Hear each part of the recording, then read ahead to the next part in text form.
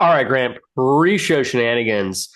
In honor of coming right into March Madness, we're finishing WBC right now as well. We just had the Paralympics finish. In honor of all of these big kind of like playoff like events, some would Yes. say. I have a pre-show for us today. I think there's a correct answer to this, but we're going to embrace debate, Grant. I'm going to give you two groups of playoff, like big end, like of the sport, events games. I'm going to give you two separate groups, and you're going to select which one you would rather have for the rest of your life. So you can only watch one of the two groups for the rest of your life. So it's just watching. Yes, it is consumption in any way. It's just consumption, attending, whatever. You can't watch or attend Following. whatever the other follow. Nothing. It doesn't exist to you. Let's do that. One doesn't exist. One doesn't exist. Okay. Grant, here are the two teams. I'm going to go with Team B first. Okay. Team B is NFL playoffs, March Madness, NBA playoffs, and the FIFA World Cup. Okay. Okay. Team A, the Masters, MLB postseason, college football playoffs, and the Stanley Cup playoffs. Okay, I have seen this. I think it is no questions asked. Don't even need to think twice. Give me the NFL playoffs and the NBA playoffs. Yeah. As an Ohio State fan primarily, I'm going to be honest. I actually am going to go with Team A. Yeah. I'm going with Team A in the Masters, MLB, college football playoffs, and Stanley Cup. I just think collectively that is college football. There can be duds. Oh no, that's and the dud. MLB, there's like too many dud series where that Yankees Dodgers World Series, famously on this pod, only asked for it once. I'll never ask for it again. We're never getting something like that. I mean, still, the World Series this past year was pretty good too, though. It was like objectively the games itself. But first NFL playoffs, Super Bowl and everything, that's just like the most content.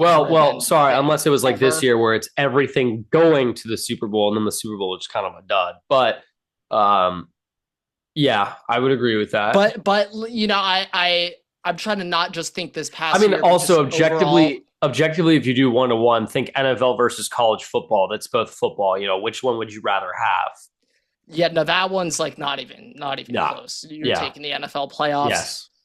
March Madness versus NBA playoffs. March Madness. Well, NBA playoffs is in that group with March Madness, which isn't. I thought NBA playoffs is with NFL playoffs. No. NFL, March Madness, NBA, and FIFA World Cup are all one team. The other team is that shit sweeps. It's actually not even close. And they get March Madness. And they get March Madness. I think that's no questions asked. And the last one's World Cup. Personally, I love that. But because that one's once in every 4 years, it is a little bit more rough. Get rid of it and it'd be okay. This is also coming from NHL playoffs. I don't care too much. No, that's fair. Also a big aspect in this, but give me the NBA playoffs, NFL, and March Madness. Yeah. Oh yeah. I mean, when we talk about the NBA, we quite literally say the season doesn't start until the NBA playoffs because that's the only point in which we care, but two, that's the only point in which the games really feel like that the players care. And it's actually a good series. There are many uncompetitive NBA playoff series, sure. But when it is competitive, that's, in my opinion, one of the most entertaining sports. So high-level basketball being played that's equal, that's some of the most entertaining things you could watch in sports, in my opinion. It's like college basketball versus NBA. It's just like in college basketball, a dude is wide-ass open in the corner, and there's still a 50% chance he misses. In the NBA, if the dude is wide-ass open, you don't even need to think. Yeah. It is. I do love Team A specifically because of the Masters and the Stanley Cup playoffs. Those are two of the most electric playoff. I guess you count that Masters as the playoffs. Like, I mean, it's the cream of the crop for golf. So, I uh, will say right now, whenever like the easiest way to tweet farm engagement right now is you just post the tournament challenge app and March Madness app, and you're just like, we're back. We're so yeah, back. Like, easiest way. Real ones, no. The third app you install in that whole series is the Masters app. It is the greatest app ever created. Ever created. Zero lag. The second you open it, it works. Whatever tab you want, Insta, no questions asked. It just works perfectly. ESPN take notes. It's like if we let the people who run the Masters run sports, there'd be no NIL problem. That would not exist. The transfer portal would have been solved eons ago if the Masters people ran all of it would have sports. never been an issue. Actually, it would have never happened in the first Yeah, place. like sure, the transfer portal would still exist, but no one would complain about it because it would be like set and like not that big of a headache to deal with. Yeah. So yeah, I think at the end of the day, the Masters, that for me makes it tough. That's the biggest tough Yeah. aspect of the whole arrangement. As a non-dimple head myself, Now here's my I question can't to you, help Grant. but watch that If entire thing. we switch the NFL playoffs and college football playoffs, so you have Masters, MLB postseason, NFL, and Stanley Cup versus college Now I football think I playoffs. might be going over to Yeah. that. Yeah. I think honestly, like that's kind of the line. That is kind of the line because that's the only sport that is in both teams. And that's a clear difference in like the quality of the games. Yeah, I will say, just thinking back to 2020 and first, we had Rudy Gobert touching every single microphone. That was a where were you moment. But Yeah, it was. the next morning, when the NCAA announces March Madness has been canceled, I mean that's what really dampened that entire 2020 sports year more than anything. Like you take away ever, I don't think this is up for debate. March Madness is the greatest thing we do as a country. Okay, as a country, this 64 What about team the hot tournament, dog eating contest? now that's up there. That's Yeah. up there. That's elite, and it's uniquely American.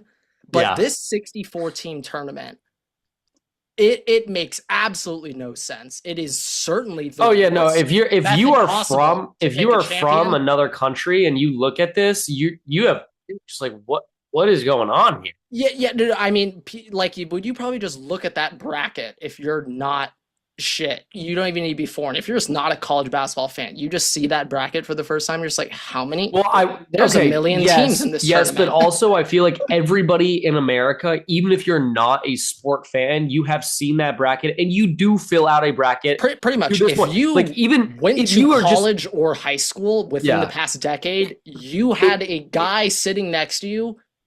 The only thing that mattered in his life was March well, Madness. that's So my point though, is like at least if you're from America, even if you're not a sports person, if you're a girl who doesn't like sports, a guy who doesn't like sports, whatever, you've at least filled out that bracket once and now understand how the bracket just exists, even if you don't care and don't really understand the sport, but you've done it before. If you're from another country, you're looking at that thing, it's a completely different thing. It's completely different. yeah, you just don't even know what you're looking at.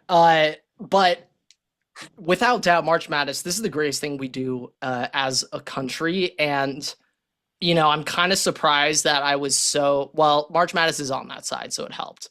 But that might be the only scenario where I'm willing to give up March Madness. If you give me NFL, college football, and Masters, I think that's the No only. MLB. Well, that's a throw in too. So that's a nice added Well, bonus. I was saying if you switch college football in the NFL, so it's I would say Masters, like I MLB, can NFL, do and Stanley. without the MLB postseason for the rest of my life. Like I could do that. Because me personally, I'm just looking up baseball shit so frequently that I'll still, Oh no, you're even not if I'm allowed. not physically involved in anything, I could still enjoy following regular season MLB. I could get by with that. Uh, Right. it's just a reality.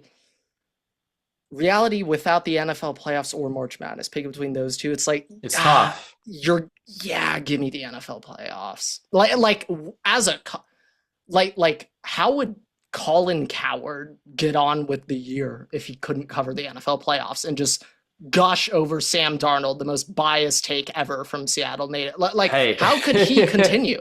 Max Kellerman wouldn't exist right now. Actually, he might be unemployed. It's thank goodness Stephen A. and Skip Bayless just got so deep into NBA takes that like they could technically do without the NFL playoffs and be okay. Well, they wouldn't be able to do it without the NBA playoffs, though.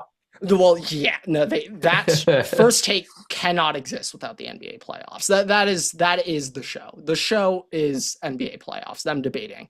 That's the funniest shit I've ever That's seen. the only time where they both actually know what's going on. Like that's the only take that I will actually like sit in and you're gonna defer to them and trust. I'll be like, I will trust you when it comes to that take, but when it comes to the NFL or college football or any other sport but basketball, I don't. I'm not relying on that. Yeah, but this is my favorite week of sports of the year, and without further ado, it's time to get into an extremely important episode of the Waterboy podcast, both vibes wise, show, gravity weight wise in terms of the show as a whole, and then also just with the content that we're about to dive into. So without further ado, what is going on, everybody? Welcome back to a very, very special episode of the Waterboy podcast. It is episode 375.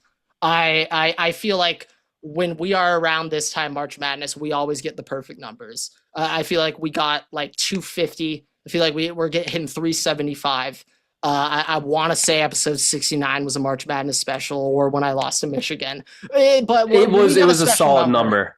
The 69 was definitely a Michigan loss. It was definitely a Michigan loss.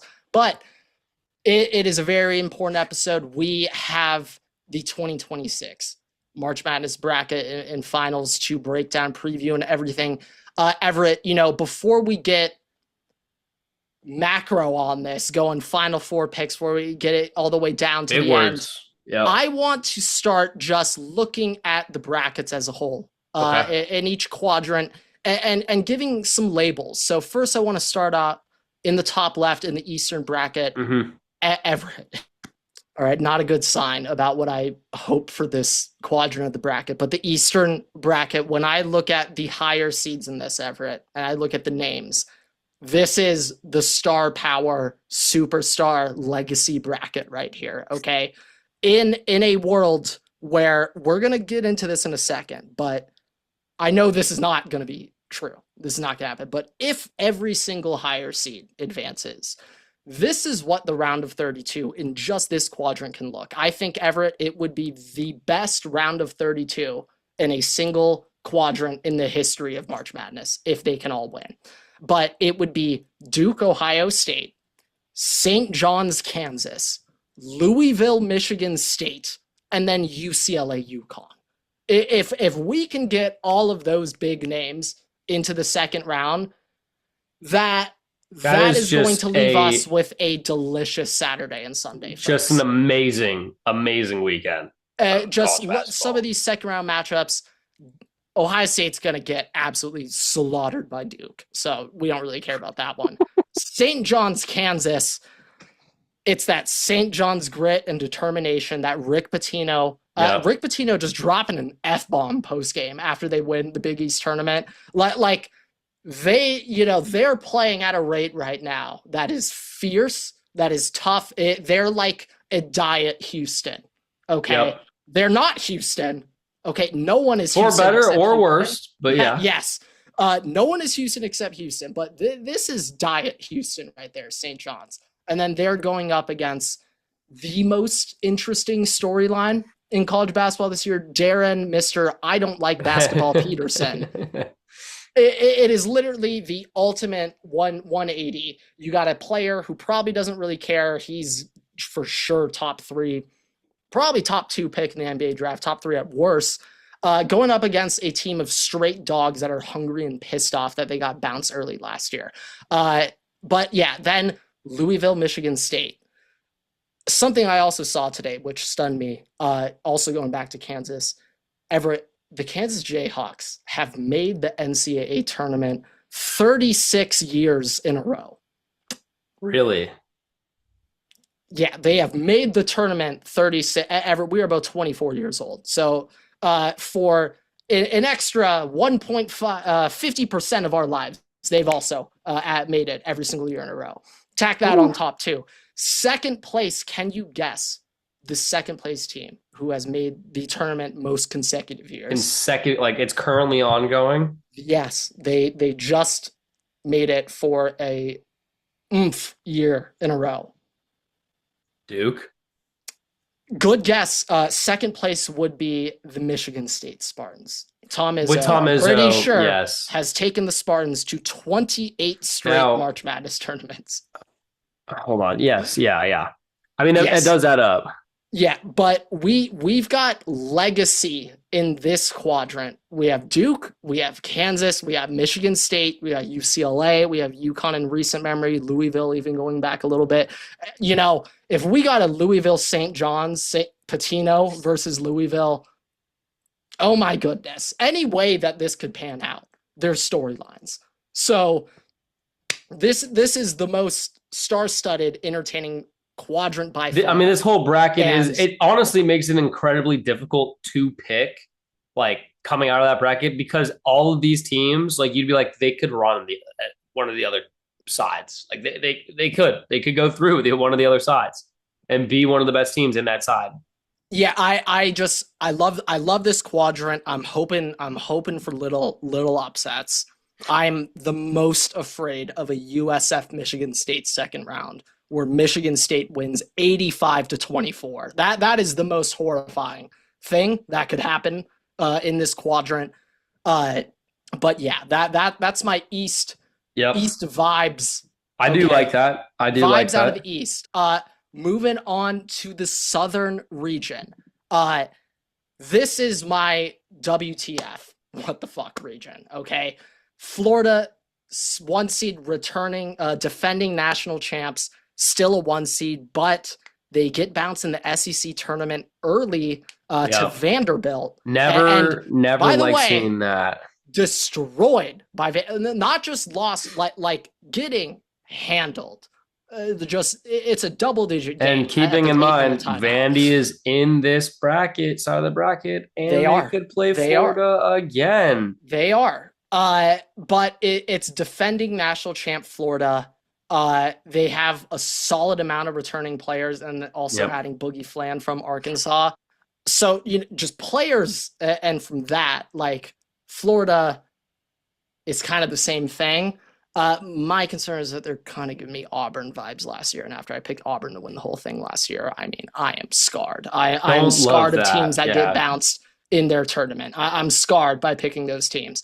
But Clemson, Iowa, 8-9. Another big time matchup.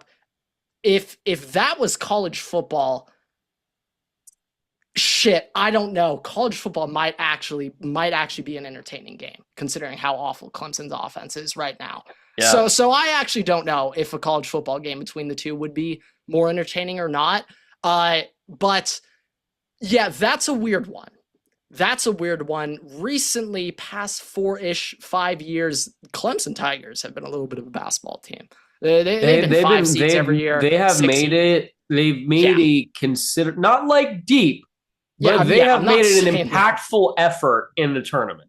An impactful improvement based on what you think of Clemson. Yes. Every year you'd be like, they're not going to do that much. And every year they win a game. You're like, oh, I didn't think that would happen. Then you're like, you slowly get on board with Clemson. The moment you're on board with them, you're like, all right, now we're going to suck now. Yeah, adding even more on to the WTF bracket, our 5-12 is Vanderbilt in McNeese versus Oricon himself. Amir Khan is back with McNeese. Hey, Vandy, they just made it to the SEC championship game. Crazy run, beating Florida. They certainly have a lot of vibes right now. In that they certainly have vibes.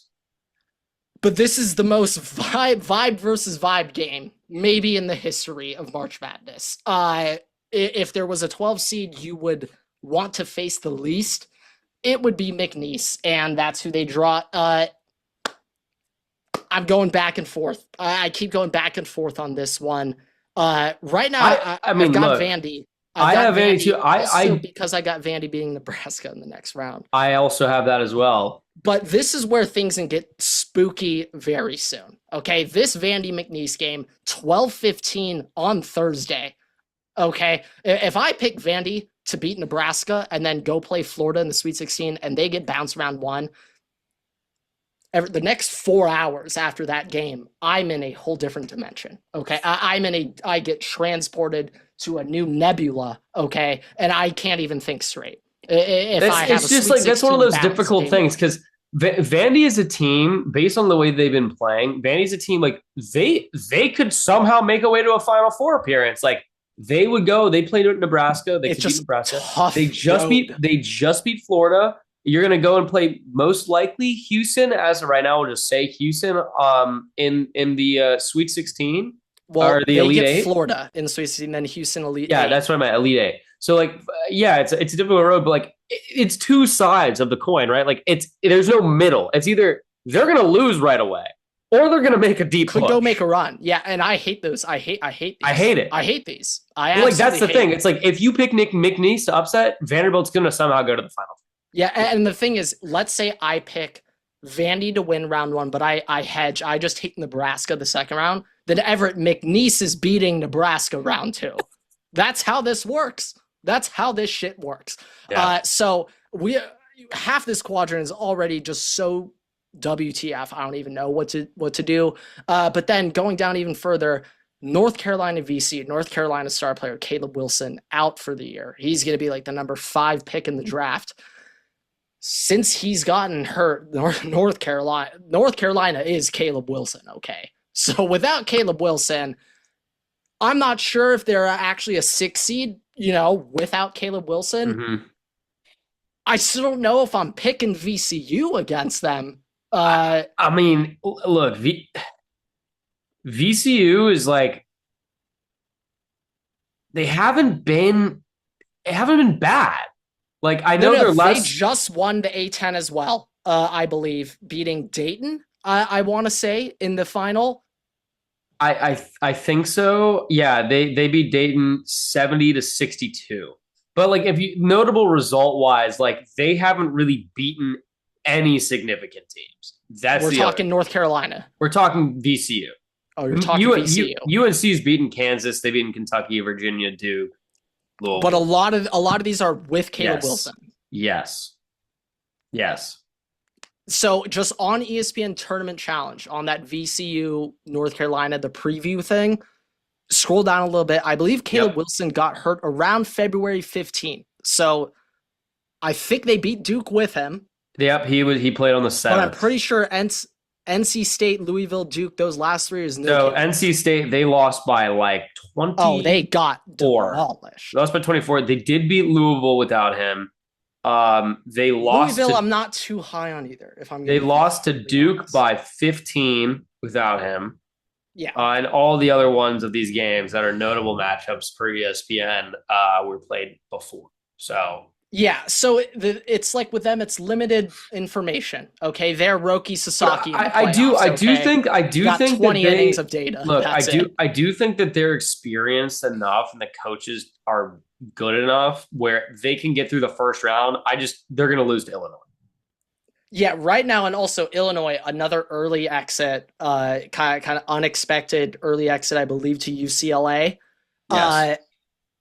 I will say this Illinois team, I think, is one of the best Illinois teams we've seen in a while. They're not on the level of that Ayo Dosunmu team and Kofi Coburn. They're not that year when they were a 1 seed. But in terms of last 2-year, a 2-3 year rolling stretch, this is one of the best Illini teams we've seen in the tournament. And as a 3 seed, they're one of my favorite 3 seeds to potentially make a run. I'm gonna save the 3 seed that I have in the Elite Eight. Gonna wait just a smidge on that one, but Illinois, they look very good. My one concern for them is that they drew the best 2 seed in the whole tournament. Houston is fully capable of being a 1 seed. Yeah. Best 2 seed in the tournament by far. I hope we get a national championship rematch, Florida versus Houston in the Elite Eight. I hope we get that. But this Houston team, especially after last year, finally getting over the hump, beating Duke, getting some big time wins, not choking. Now it's tough for me to pick against them. And another larger point about college basketball as a whole, just right now in the NIL transfer portal era compared to a Zion Duke year, just kind of that time period before, I feel like right now, upperclassmen, experienced players are more important than ever when it comes to college basketball. Well, having that veteranship, I guess is the way to say it, of like the just experience. Knowing when things don't go your way, you're in a scoring drought, the other team's on a 12-0 run, you're down 8, you need to get shit together quick. You're talking to the teammates, you're in halftime, like you're going to get in there and talk to everybody. The communication on the court too, like having that play caller, and ball handler is really important. Yeah, and Houston as a team, they are so good together. I do add a scoring guard this year in Kingston Fleming. Yeah, so now they got a guy who can go get buckets too. I do also think I think I've said this specifically on this podcast multiple March Madnesses now.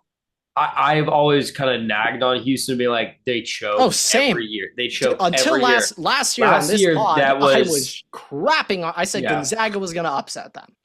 And last year they did not choke. Well, they did choke, but not as early as we thought they would. So there is progress. Sure. They choked at the end, but it's like that Duke game, Everett was. Oh, it was. They played down the stretch. That was like, everything I've said bad about Houston and Kelvin Sampson. No, it was a very good game. And it was like honestly, Dave Roberts. That ring year where it's like, oh, never mind, we're all wrong. Never mind. It was like that. In this one, I'm like the least confident in this 4 seed Nebraska, least confident that most confident in their 5 seed, most confident in their 2 and the 3. This is going to be the messed up one. Okay. This is going to be the screwed up one. Oh right? Yeah. Penn might be winning. Well, you could argue that the East will be the messed up one just because there's so many good teams. You could just pick one. And it's just the thought of how good it could be. We're not getting it. So one of them's getting better. Someone's getting better. Something's getting better. That's also the thing. This whole year, looking at the bracket, there will be upsets this year. And there's a team or two that will be, the sweetheart favorite upsets. Like Hawaii will probably be on there. McNeese will be on there. VCU with UNC will probably be on there. But a lot of the picks, when I just initially went through this, not even paying attention to the seeds, almost all of my picks in the first round were just all favorites. Every favorite. Yeah, no, I don't have much. This is another thing I will say. Everett, do you know this is the first March Madness tournament ever where every single 1 through 4 seed in the opening round is a double-digit plus favorite? I did know that, actually. I did see that earlier today. But the other thing that I was looking at back for the conference championship games or just conference tournament games, the spread differences. I'm getting a fraud alert, by the way. I'm just saying the spread differences in conference championship games between 2 top teams, okay? It could be Illinois and Michigan State, okay? It could have been Arizona, not Houston. That one was pretty close, but it could have been Arizona and Kansas, okay? The teams that were the eventual 1 seeds, they are still 9 to 14 point favorites against what would be a 3 seed in this tournament. And I think, ironically, the competition's actually getting more unfair right now in college basketball. The top teams, okay, the 1 seeds, top 2 seeds, they are so much better than the 3 seeds, the 4 seeds, that much better that I feel like the March Madness we grew up on all these upsets, we're kind of transitioning into chalk. We're kind of transitioning into just light upsets. Don't go crazy. Just because we get one so good. We get one the big moments Golke 2 years ago now that's in that kind of thing. But like the Oral Roberts, where it's just like, Yeah, how yeah, deep are you gonna go? Like, I don't know the next time we're really gonna get yeah. that. Like a St. Peter's run. And that also goes into NIL. Like that we've Oh talked no, about no, this. no. We This talked about is this. this is a result of NIL transfer portal. It is. I just think though these upsets are becoming more unlikely because these top seeds are just that much better Yes, money than their spent. Yeah. competition. Yeah, Yeah. yeah. Like I saw a report today, Indiana, who did not make the tournament, Everett, they spent $34 million on their basketball team. Well, If Indiana basketball pays 34 million for that basketball team, then Ohio State football is probably paying 80 mil for. yeah, wasn't there I mean, supposed to be a cap on spending? no rules have been made about that. They never will. If the Masters people ran it, those rules would exist, but they don't. So no, we don't um, have that. but yeah, let's go to this next side. Yeah, okay. West region, uh, Arizona and Purdue. Now Purdue, they should be a 2 seed. They win the Big Ten tournament, being Michigan at the end, going on a run. Purdue though has been so hit or miss recently. Yes. Like they lost to Ohio State in the past 3 weeks, which unacceptable. Unacceptable. Should arguably strip your 2 seed just right then and there. But when I'm looking at this whole thing, Arizona right now, I'll just get in front of it. They're my pick to win the national championship. They fit the mold of upperclassmen driven. Okay. Their leaders on the team are upperclassmen, but they still have some youth in there. Koa Pete's going to be a top pick, true freshman, I'm pretty sure. Their power forward, absolute baller. The one thing about them, though, is the diversity of points and the bucket getters they have down the stretch. So I'm blanking right now on his name, but they're tall European center. That dude gets buckets at will when he wants. Okay. Koa Pete can go score when he wants. This team, they got the mold for me in terms of the defenders, the tough grit, but also the shot making. Because in this tournament, you're going to go on droughts. You're going to go on 3-minute stretches where you just went 0 for 9 from the field. Okay. And who's going to step up and hit that 3 to kill it? Somebody. Okay. Arizona, they just got killers all over. Them winning the Big 12 also really helps, make me feel safer about them. They're rolling right now on a roll. What has me concerned about Arizona is a Sweet 16 matchup. I think they got the worst possible draw of these 5-4s, both Wisco and Arkansas. Both those, Arkansas just won the SEC. Yeah, Wisconsin Wisco hasn't just been making a deep as run. good since I think it's their center that got hurt. Well, this is my thing about Wisconsin. They are actually the inverse of Villanova in this sense, where Villanova, if there's a team that they should beat, Villanova's going to beat them. No, they handle business. But when Villanova goes up against a better team, I think they're like 0-10 this year as an underdog. They have not won a single game. Wisconsin, when it's a team that they should handle easily, they struggle. But when it's a team that I don't know if they could do it, they win. But that has me worried about that High Point round 1. Yeah. Because I think High Point on paper is the best 12 seed in this tournament. You just said that about McNeese, by the way. Well, McNeese You're handing them out is like the candy. scariest. You're handing them out like candy. And McNeese is the vibe 12 that I think is going to be the most popular.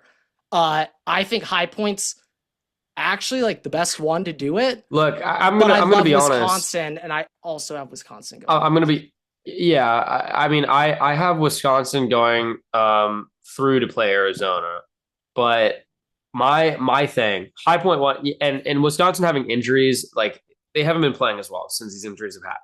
The other thing with Arkansas and Cal have done a very good job this year. They've done a very good job. Arkansas has looked very good. We have to remember it's still Cal in March Madness, and it's the same Cal that was at Kentucky. Well, this is my thing about Cal. When Cal's a high seed favorite, Everett, yikes, okay, yikes. And but when Cal's an underdog, Oh shit! You do not Here's the want to other face thing. him. I am not saying that Hawaii is going to beat Arkansas, but I do think Hawaii will make it an interesting game. I've right now I've got Wisconsin, Arkansas moving the second round. Just that Yep. game alone, I am way too entertained in, and how that one could play out. So a little bit of rooting for it to happen, which is helping drive my picks. Uh, but yeah, that one has me concerned. Both of those 12-13s has me a little bit Yeah. concerned. It's both of these teams, like, they lose when they're the heavy favorites, but both of them do. So that has me a bit concerned, but also I kind of love that for the Arizona pick, because they could get an easy draw in the Sweet 16. And then also, yeah, Purdue, I'm not too high on them in general. I have them losing to Miami right now. Yeah, I'm kind of with that too. Now, just real quick on Miami, Missouri. Logically, Miami's the pick. Everything Miami, like on paper, analytics, anything basketball related. Yeah, Miami's better. Do you know where this game is played, Everett? No, I do It is not. played in St. Louis, Missouri. So you're That, telling me a that, home field advantage. I'm not saying it's a guarantee. I'm just saying pretty much the question is how much do we trust Miami to win on the road? I'm not saying that's impossible. I'm not guaranteeing this to Mizzou. I'd like to, in these 7, 10, 8, 9s, if one of them gets a home game, I'd like to go with them. But basketball wise, anything analytically, it's Miami, but the game's in Missouri. I mean, yeah, just going off what ESPN gives you, Missouri. I mean, they've got good wins. They've beaten Florida at home. They've beaten Kentucky at Kentucky. They've beaten Vanderbilt at home. They've beaten Tennessee at home. So, like, the home field advantage does make a sizable impact for them. Meanwhile, Miami have lost to Florida away. They've lost to Clemson away. They've lost to Virginia away twice. So, I will say another thing about UVA is this is not the UVA of old. This is a no. new UVA team. Tony Bennett is not their head coach. Guys, the Virginia Cavaliers, they like to score now. And they like to go fast, believe it or Well, I not. guess with that, So, why don't we go to the Midwest here? yeah. Moving on. Now, this Midwest bracket, I love the star power names in here. We have a lot of very interesting tournament teams.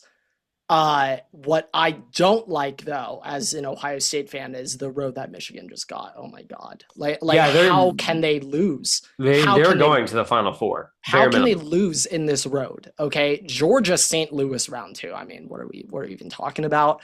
Texas Tech, their star player JT Toppin out for the year. So Alabama, they are they just just so hit and miss. they just lost their number 2 scorer. Alabama, they just they're a disaster. No consistency there. They cannot string together wins at all. Hofstra, I can't act like I know anything about them, but I mean, I'm not so certain about the road, but I know Michigan's winning. I know they're getting through quite easily.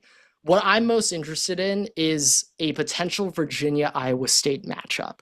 I have that currently. On paper, it looks like these are going to be similar teams based on what we know about Virginia in the past. But these two are like polar opposite basketball teams in how they play. Virginia is fast, up tempo. They are not what you thought of. Think of Virginia like Alabama, okay? They're just trying to run. They're just trying to get out and run all game. Iowa State is old Virginia, okay? They're Houston. They like to play slow the game down, defense first, D up, efficient scoring opportunities, and limit possessions. But I mean, we've said before though, like whichever team gets the game to play the way that they want it to will win. Yeah, and that's just a question of who can assert their dominance. style of play, their dominance in that game quicker. Like, in theory, based on how they play, like, if the teams are shooting, it should go to the high tempo team. Like if both teams are shooting, it should go to the high tempo team. But if both teams can't score, that's how those low tempo teams just win. Yeah. But then you think of Houston last year in their run, and they just screw everything up because they would go fast when they needed to, and yeah. But I got Michigan getting out of that one easily, just on the road itself. And yeah. My thing about Michigan, though, is I don't like seeing them lose at the end of Purdue. I don't love seeing that. And also just how tight some of their games were in the Big Ten championship conference tournament. I just didn't like that vibe I was getting from them, having these games be so close. But also on the flip side, they got in a ton of tough tests and then came out on top in a lot of them. And they had scoring droughts, and guess what, Everett? They got through it. So, they just went through it. It's a tune-up. Yeah. And so, Michigan, hey, I'm sticking with it. If you got bounced in your conference tournament, I'm not picking you. So, the only teams I could pick here is Arizona, Duke. I'm picking a 1 seed to win. So, it has to be one of them. That's also my final right now. And I want to pick something else, but I just think in this era of college basketball, it's all favorites. So I mean, I hate look, to say it, but right now I have Michigan and chalk. Duke, and I have Michigan winning it. But just looking at this graph that I have is from collegebasketballanalytics.com. So all 20 Final Four teams over the past 4 years have been in the top right quadrant of this bracket. It is adjusted. Winners? All four teams in all 20 Final Four teams over the last 4 years have been in the top right quadrant of this bracket.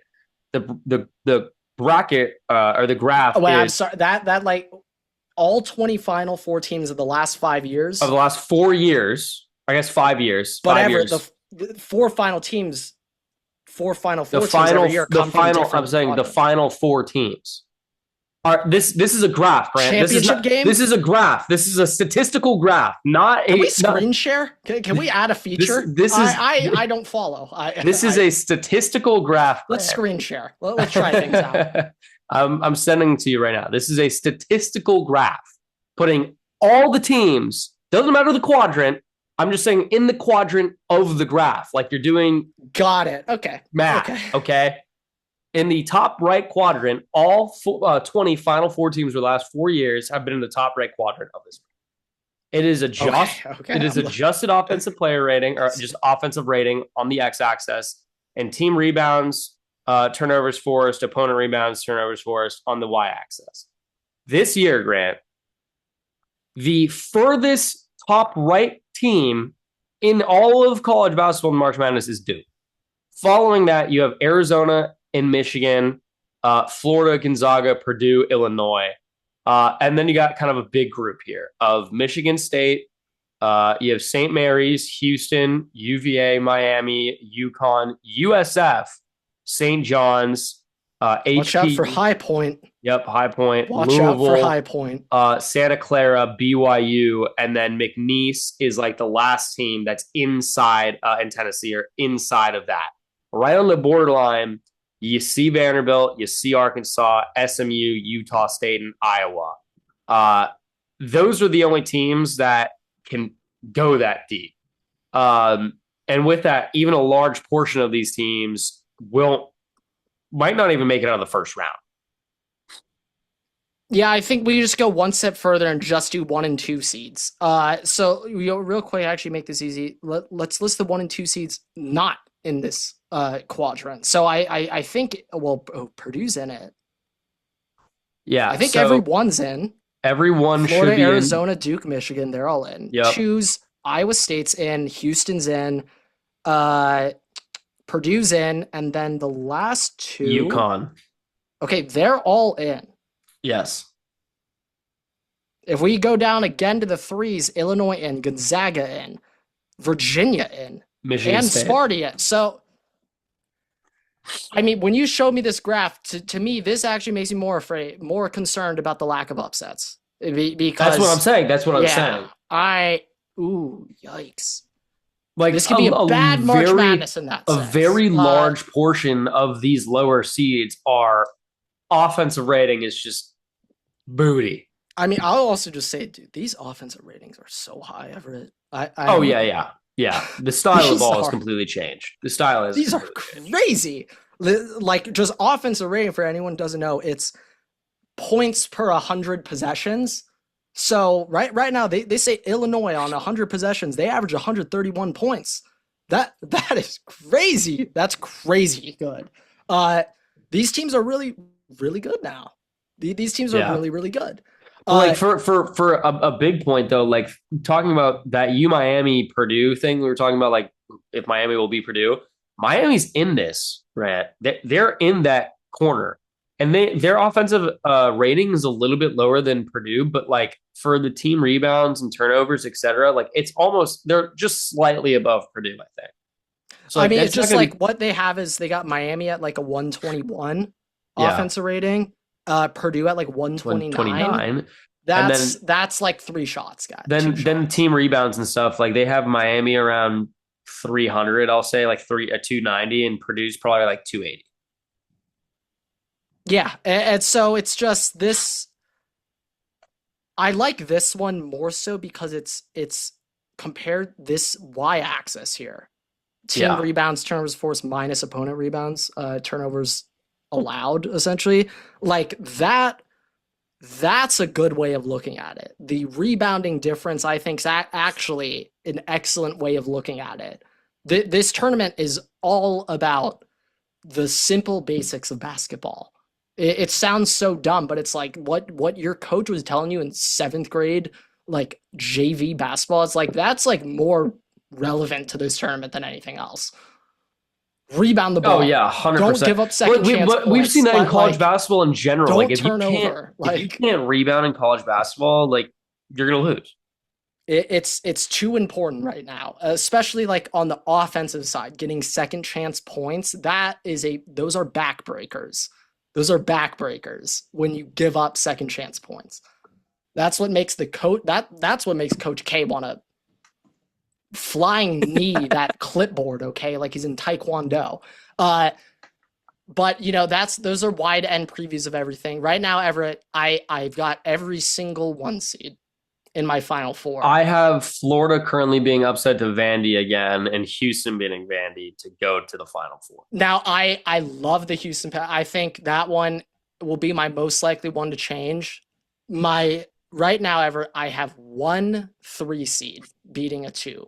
Can you guess what that is? I currently have a 3 seed beating a 2 as well. I only have 1, and I don't have this 3 seed winning their Elite 8 matchup. Michigan State? It is Michigan State. I have Michigan State as well. well. That's the only one I have.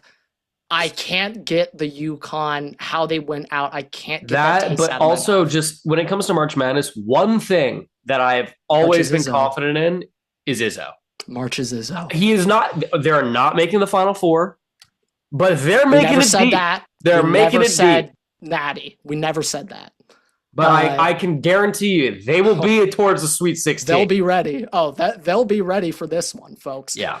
Both Sparty. My other 3, 2 that I'm not gonna pick it, but I might is sorry, Grant. I had 2, 3. I have technically 3 seeds making it to the Elite. You have 1 2 seed getting bounced though early, so it's 3 versus 7. Yeah, it's a 3 versus 7 because Purdue gets bounced. But I also have Virginia beating Iowa State. Yeah, that one I'm kind of down for too. That one's I think going to be a WTF game. All of my brackets, all quadrants of my bracket besides the South has a 3 seed in the Elite. I'm also just taking a gander through mine. I currently have. Yeah, no, we're gonna have to workshop this. I have every single 5 seed beating the 4 seed in the round of 32. We're gonna have to revise that. Wait a minute. We're gonna have to work on that. Okay, one. I have all of them besides Wisconsin. They're the only team that loses as the 5 seed. Yeah, this is another thing I'm concerned about. I think I get a little too 5 happy. Oh, you're like, we Past need to couple sprinkle in years, some upsets somewhere. I Where are think you going to I do it? love these 5 seeds because a lot of these 5 seeds are teams that probably should be a 7 or 8, but they got really hot recently. So like that's a lot of 5 seeds. And on the flip, a lot of the 4 seeds are teams that season long were performing great and then have kind of just slipped up recently. So that's like Yeah. a lot of 4 seeds. And I shouldn't be looking at it so recency bias, but I do look at what you've been doing the past couple of weeks a lot. And I have a tendency to just fade these 4 seeds that are losing. I mean, like, And that hasn't worked out for to be fair, hasn't like worked out very well for me. there is reason, like St. John's. We're talking about Patino. Like, there's reasons to like St. John's over Kansas. Yeah, no, There that one. Yeah, that one. there are reasons to like feeling Vandy great. over Nebraska as Yeah, well. yeah, Like, that one also. there are also reasons to like Texas Tech out over Bama, especially now that Holloway is suspended. He won't be playing. Wisconsin, Arkansas is my like shit. Both Yeah, those teams that are is a what the damn fuck. good, But also and at the same time, like Wisconsin has injuries. Arkansas, their deficiency is Coach Cal. That's the deficiency. It is. this my like we give him a ton of shit. I know. I right now Cal, I feel like he's kind of got second wind. This Arkansas, Yeah, but that's why I have Like, Arkansas winning right now. and seeing what they did last year, his first year, making a little bit of a run, like as a 7 seed. Yeah, like My concern though is, hey, historically, whenever Cal is favored in this tournament, he finds a way to lose. that's my thing. But that's why I think him being a 4 seed. Well, you were just saying that when he is a high seed, he does perform well. Well, no. That's They what you get said. bounced quick. Oh, Well, no, that's well, what you said. high seed in the sense of like I get what you're saying. You're 8, saying 9, 10, 11, you're 12. numerically high. Yeah. Yeah. Well, like here's the thing though. Like this is technically getting bounced quick. Like they're losing Sweet 16. Like that's not too deep into the tournament, and it's And just also, a if they matchup. lose in the Sweet 16 to Wisconsin, it's like Now, I don't think but anyone's gonna really that is the shit thing. on Like, him for that. Like that is the thing though. Like I can see Hawaii winning this game. Like I can see Hawaii winning that game versus Arkansas.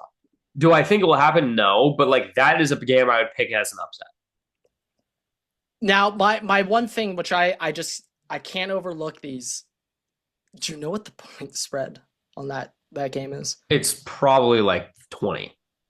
That would be nuts. It's 15 and a half. Not I've that just far never off. seen spreads this large for 4-13s.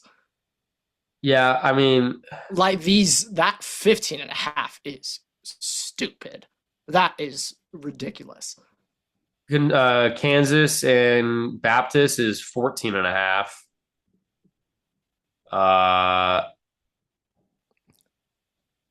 Penn and Illinois is 24 and a half, Grant. Virginia Wright State's 18 and a half. Like, yeah. Yeah. These are crazy. They're crazy high. Bama and Hofstra is 11 and a half though, so And I don't want to go chalk. But it's tough. It's tough, It is especially tough. looking It at is tough. recent memory, just how the top seeds they just roll through. It's tough not to go chalk. But I'm gonna have to revise these 5-4s. This is too much sauce. You at least need one. I'm fine with one, but we're doing no more than two. Two is already even pushing it, I think. I think two is already pushing it. Little 5 happy. I have every single 5 seed going to the Sweet 16. Like that is 5 happy. That's 5 happy. But I do think that there's legitimate reasons to like have that though this year. No, I know. I do think it's fair. I do think that it's fair. I'm scarred right now. Scarred, yes, very scarred. Michael scarred right now. So yeah, it's tough. It is tough, but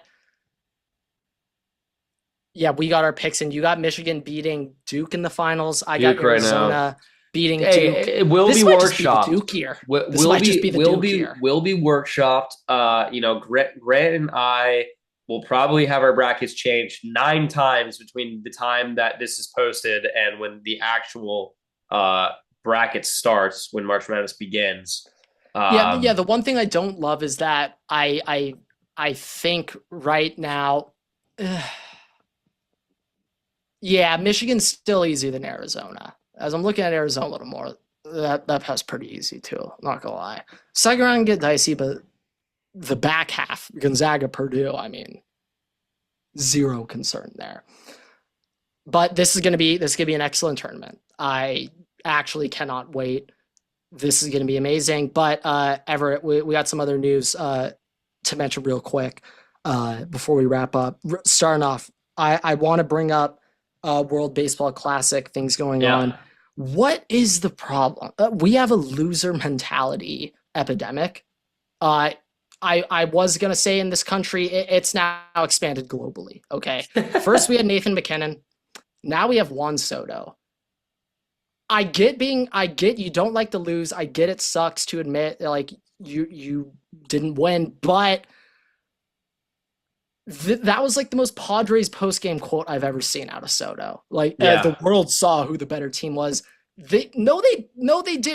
They did. Well, they did. Well, assuming that he's insinuating DR, the world saw DR as a better team. That's just not true. There's a really easy solution to this problem. It is one, maybe not going 0 for 4 at your at bats, and two, the easy solution to seeing which team was better is you go back and look which team won, because that's the team that was better. Even if you want to say, oh, they were better that day, they're not better overall. Where's your proof? You don't have it. None of that. But I like seeing Juan Soto, how you respond. I was like, dude, I kind of, you expect it out of him. Very on brand for how Juan Soto is and how he likes to act when he gets bounced. So it's nothing surprising, but I just want to show the comparison. I expect it out of Tatis. I just want to see the comparison between how Shohei reacted when he lost and then Soto. Very different. Very different. Oh yeah. Like a complete 180. But I will say for a 1-2 baseball game, that was one of the most exciting games I've watched in a while.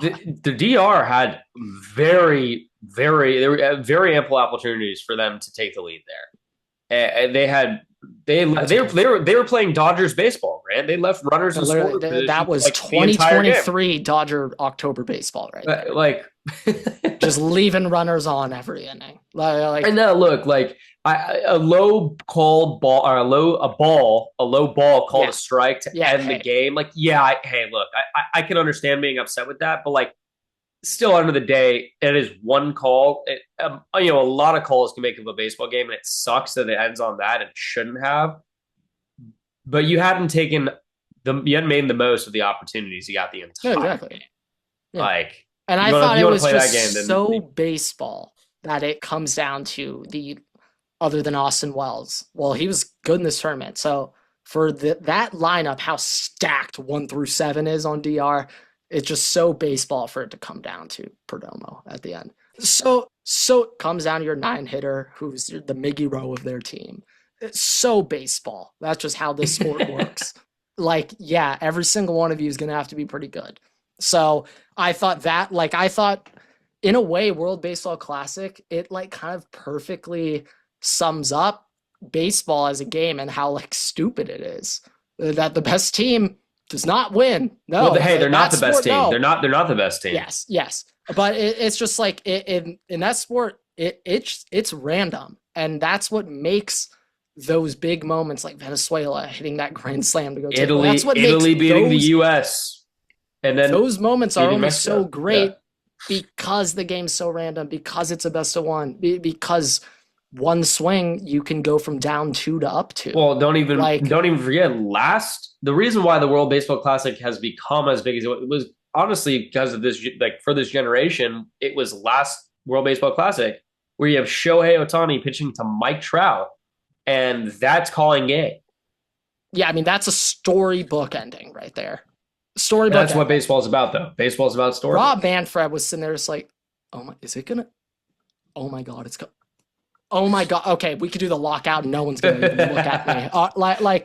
It was just a gold mine in his head, pretty much. But we don't love that out of Soto.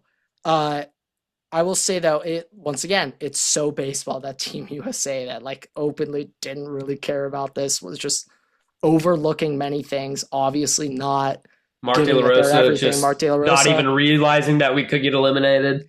like considering all those things, it is so baseball that we just move on to the final. It's so baseball that we get through to the next round Yeah. regardless. So Yeah. yeah, now it's gonna be Venezuela versus Italy today. That game might just kicked off. Actually, no. That one's already done, right? They should be playing today. Okay. They play. They are playing. They They are should be playing like right today. now. They should be like right now. Yeah, it should be starting honestly here in the next 30 minutes, probably as we I record. was a little confused about that because like the World Base Classic is today when you're listening to this on Tuesday. Yes, it was because they were playing the they're making them semi. play They back they to back. was there was the semifinals, and we somehow ended up playing before they did, even though they played before. Got there Like I don't know before how it us. I don't works. know how this shit works. I don't Yeah. know. None of us do. But it has been a great tournament. It has been a great tournament. I mean, hey, And another notch in America's belt, owning Canada this year. Beat Toronto in the World Series. Edmonton lost Stanley Cup. U.S. beat them in Olympic hockey. Men's beat them in Olympic thrice. hockey. US beat them in Olympic hockey Paralympics beat thrice. them, and we beat them in the Triple World crown of Baseball Olympic Classic hockey. as well. First time ever, I'm pretty sure. Yeah, it is. It is the first time ever. Triple crown. What a year it is for the United States in sports. But Yeah, no, we got to get a World Base Classic, and then Everett, we got to get the big one. We're winning the World Cup. We're winning the World Cup. Okay, we're doing it. that's Why? how you cap Because off the I year. said we are. That's how you cap off the year. That would be every major international sporting event, I think. It would also be like so United States that if like the World Cup final got like bumped to FS2 for like the All-Star game. Yeah, we actually have a Monday night game. I was stunned when I saw FS1 had US Dominican line. I was stunned. No, they had to bump. You had to bump the other game to Tubi. That's like well that, but I'm just saying last night standalone. It wasn't. Oh, you're saying literally. It was on yes. FS1. Yes. I was like, yeah. I get it's like the Oscars, but like the Fox broadcast last night was local news. I was like, what are we doing? What's going on? Yeah. I never like seeing some doesn't add up here, but yeah. Only other big thing, we'll wrap up with this, Grant. It's relevant to me. Kyler Murray has signed with the Minnesota Vikings, most likely putting an end to the JJ McCarthy project. Although maybe this is all one very big thing, one big conspiracy theory, Grant, that Kevin O'Connell needs JJ McCarthy to actually, like, people have given up on him in order to make him the reclamation project, to turn him into Darnold and to turn him into Kyler Murray. So now that Kyler's there, and people are like low on JJ, it's going to be great when Kyler leaves. And he's like, great, now JJ, you're my reclamation guy. You're the failed first round pick. So now we're going to be able to do something. Yeah, my thing about Kyler is that he's obviously still extremely talented. And I actually do think with him, a change of scenery could just turn things around in terms of how he approaches football. Like, I think just how it worked out at the end of Arizona.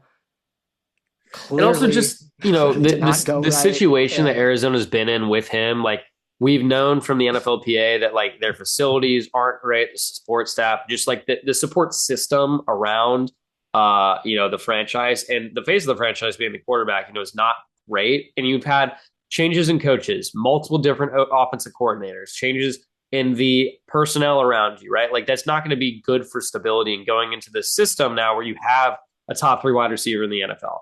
You have, a very good wide receiver team. You have a good O-line. You have one of the best head coaches in football. You have, I don't want to say good running back system, but like Aaron Jones, when he's healthy, is good. Wasn't healthy last year. TJ Hawkinson, when healthy, is good. So, you've got the support around you and the facilities around you that you haven't really had in the past. So hopefully that can help him elevate to that next spot.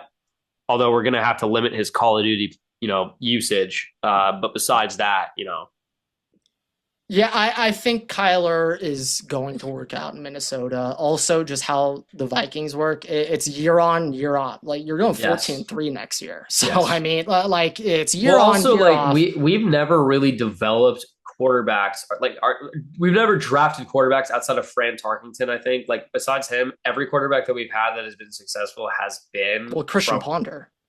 every quarterback we had that has been successful I know. I has was been gonna from say. another team.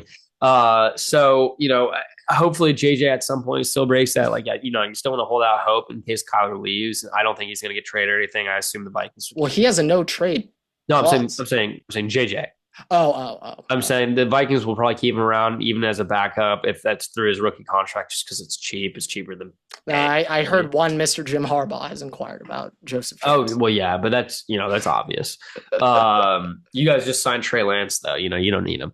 But Yeah, best backup in the NFL.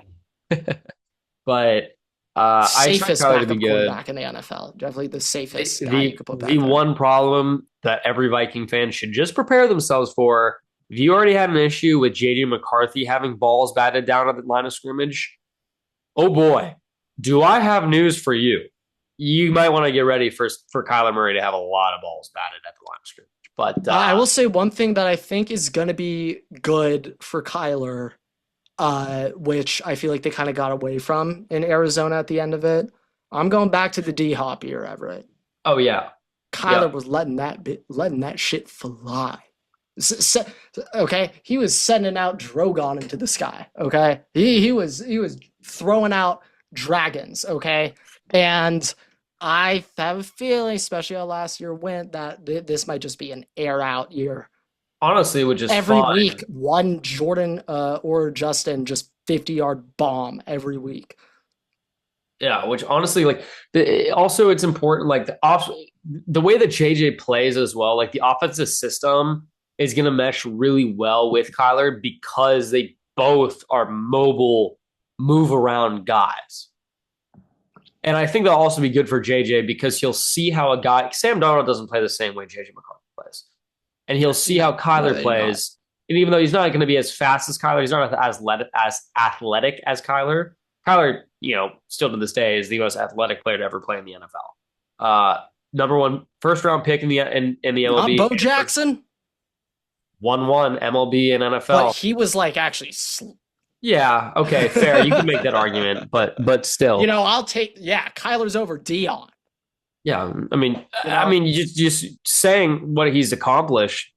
The first round pick in two different leagues is it's never ever happened besides him. Oh yeah, So, no. He's yeah. uh, Like on that, he's an absolute freak.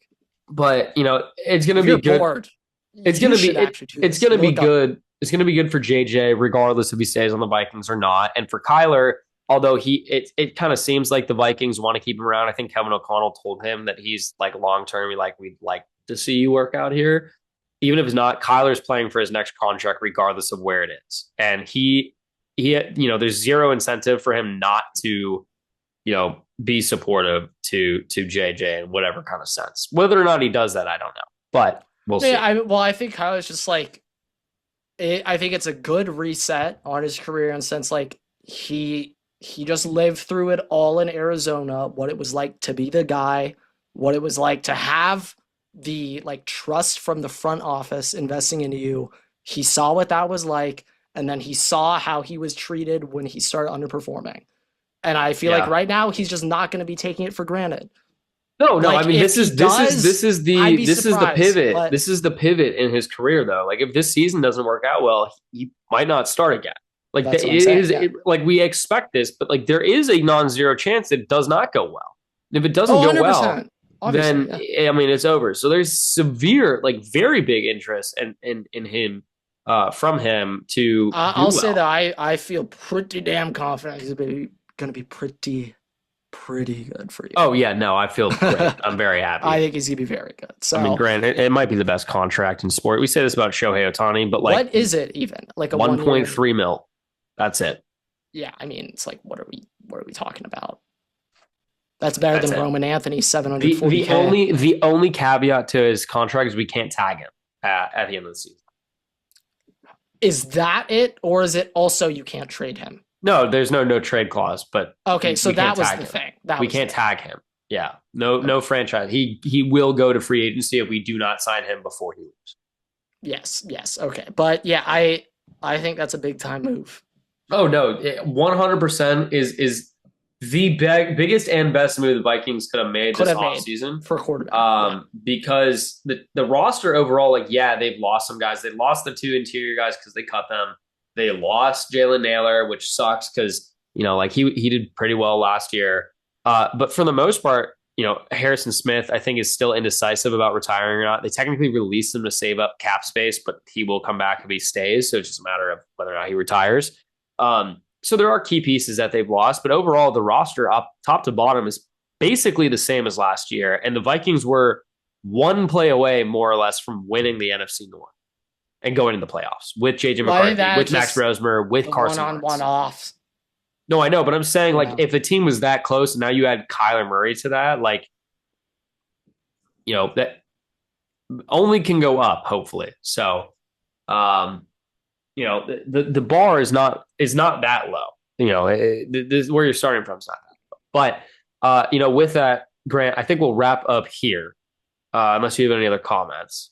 Yeah. Wrap up here. I'll say my last closing thought, just on everything as a whole.